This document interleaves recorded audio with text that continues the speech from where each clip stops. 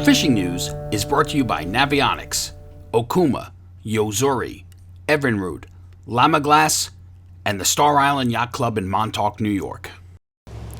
So winter gave us a little tease this week.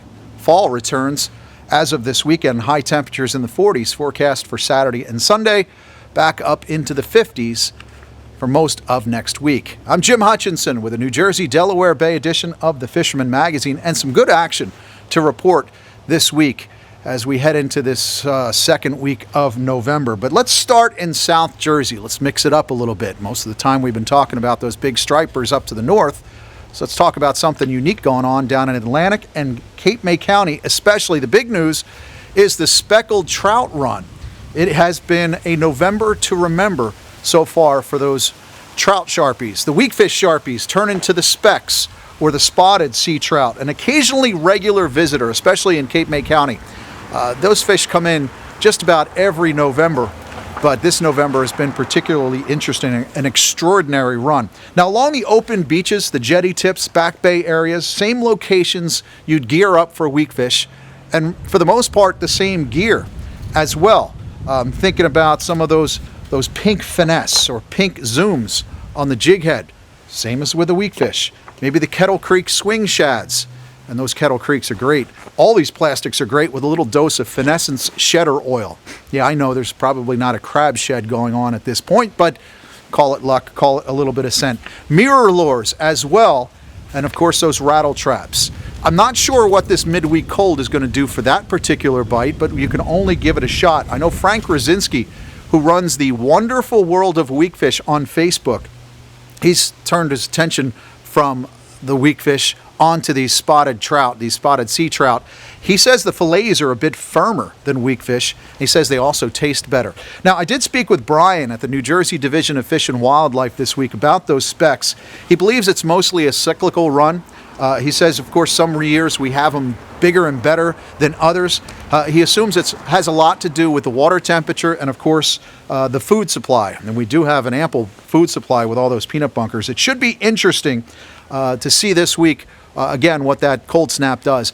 I would remind you, the folks at the division tell me they treat them just like weakfish. You know, you have that one weakfish limit. Same thing with the specks. So if you're out there finding specks, it's not entirely different. You're going to have that one fish bag limit on the speckled trout. Now, in speaking with Brian, he also told me he's been doing pretty well with his stripers in the Great Egg Harbor area.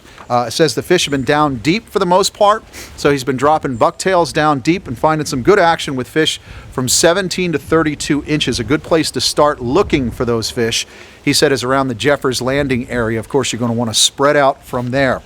As all these peanut bunkers continue to dump out of our local estuaries, I would imagine the light tackle catch and release action could be pretty good if you get on them around those creeks and rivers, back bays, behind the inlets as well. And of course, peanut bunker, an adult bunker, it's what it's been all about. Like inside the Raritan Bay, for example, phenomenal bite. Fish blitzing on the surface, bass piling all over those peanut bunker. Inside Raritan Bay, around the tip of Sandy Hook, all the way down our local beaches, Monmouth and Ocean County, it's the same thing. I found a mini blitz myself in Northern Ocean County on Sunday morning, stripers piling on some of those bunker, and then was out again on Monday chasing reports, found them up around Asbury Park. There's no real spot burn on this.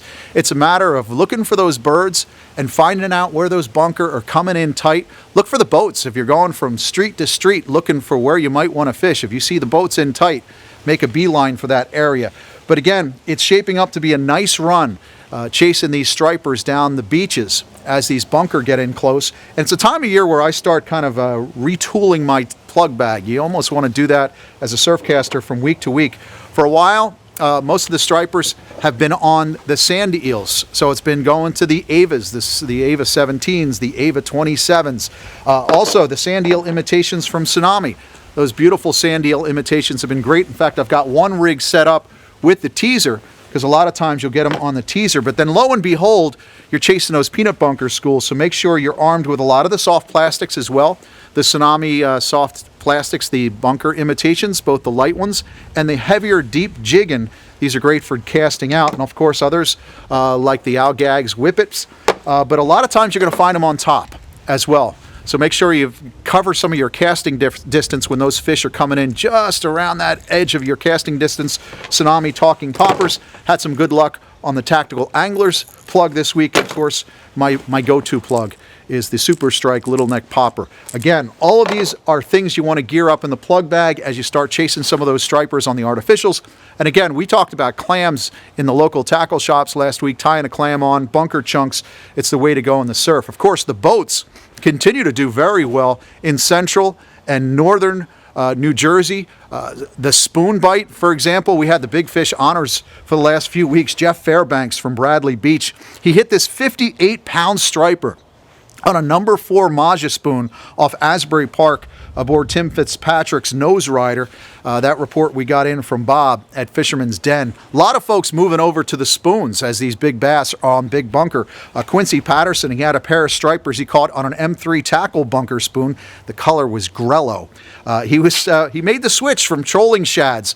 George Burns over at M3 Tackle talked him into trying the spoons, got this fish, then a second, now he's hooked.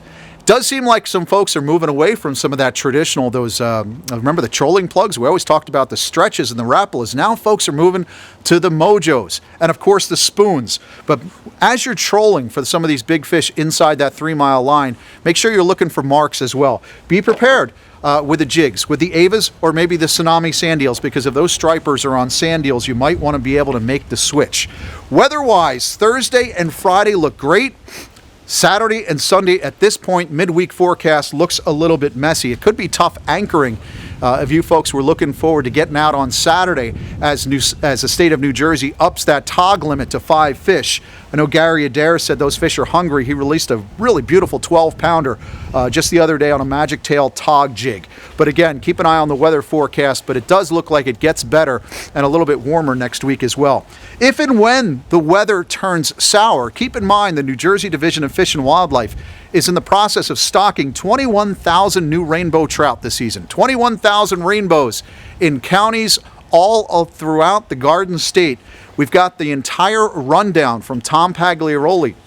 That's in our November edition, the New Jersey Delaware Bay edition of the Fisherman magazine's copy that's on newsstands and in tackle shops right now.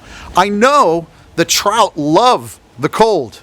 At least that's the word I get from George, the Pocono Outdoors guy. Well, hey, Jim. Hey, I just stopped down the lake here. Figured I'd check the water temperatures. It's down to 46 degrees. Just 2 weeks ago, it was up close to 60. So its temperature is dropping like a stone. Now, that means you guys got to get on this cold water bite. The trout are biting good. Good friend Rich Bates here landed this 25-inch brown trout out of the Lackawaxen. What a great find. That thing is great for Lake Ontario. And out of local waters, that's even better. Now, talk about a cold water bite. I was talking to Kevin Coolahan at Blue Heron Guide Services on the Delaware River. He says, George, you got to come out and fish with me.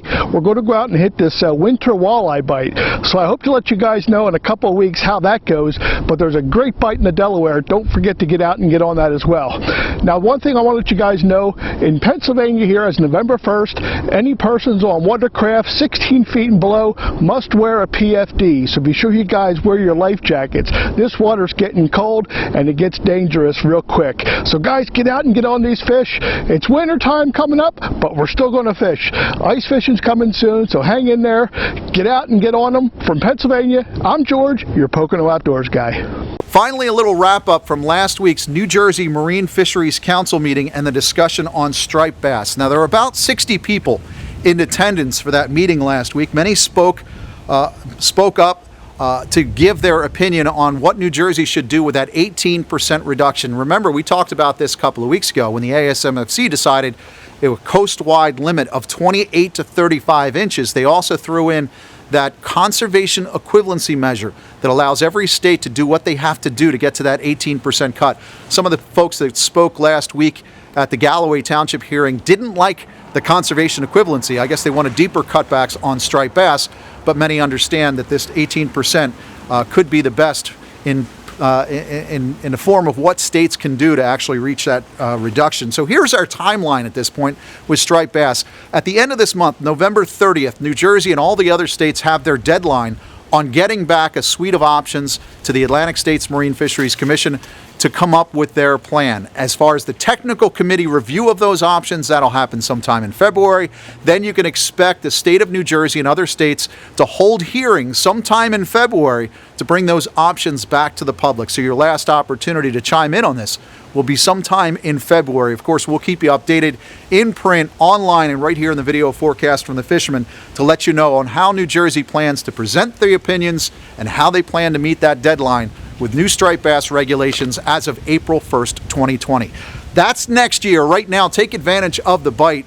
Start chasing these fish. If you're into surf casting especially, now is definitely time to hit the beaches, and it will warm up for the rest of this week. And even though the swells are going to be big whenever those offshore winds blow, it seems like the bunker flow in underneath the wind, and of course it flattens it out along the beach. I hope to see you up there along the beach, maybe in Lavalette on Saturday with a couple of friends. See you then. Otherwise, see you next week right here at thefisherman.com. Win the incredible Steigercraft Evinrude Lowrance Grand Prize Boat Package and more in the Fisherman's 2019 Dream Boat Fishing Challenge. Get the details now at thefisherman.com.